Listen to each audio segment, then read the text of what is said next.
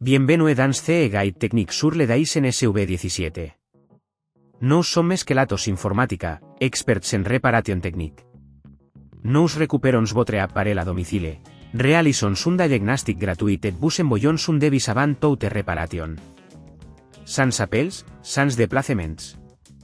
Nous sommes situés calle Joaquín María López 26, a Madrid. Pratique, transparent et professionnel. Lien dans la description. Si votre Dyson SV17 fait un bruit bizarre per de l'aspiration, Cela peut indiquer un problème avec le moteur. Ce bruit peut être causé par une usure ou un blackie à l'intérieur de l'appareil.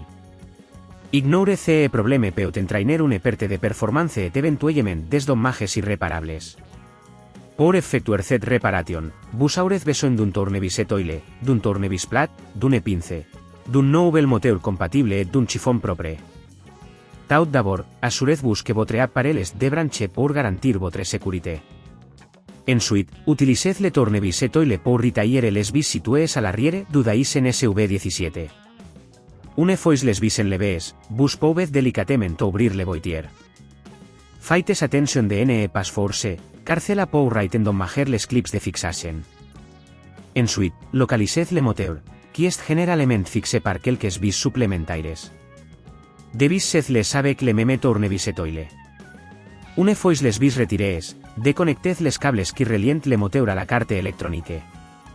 Prenez votre temps ici pour éviter d'endommager les composants voisins. Maintenant, vous pouvez retailler le moteur defectueux. Prenez le nouveau moteur et fixez-le en place en inversant le processus.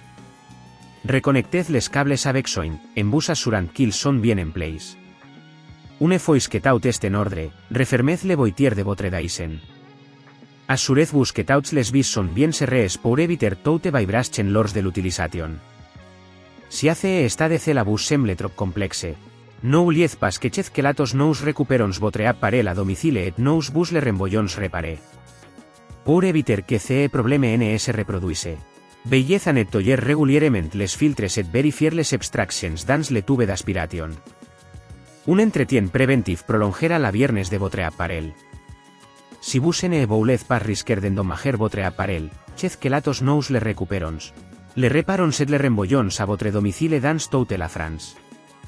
Lien dans la description.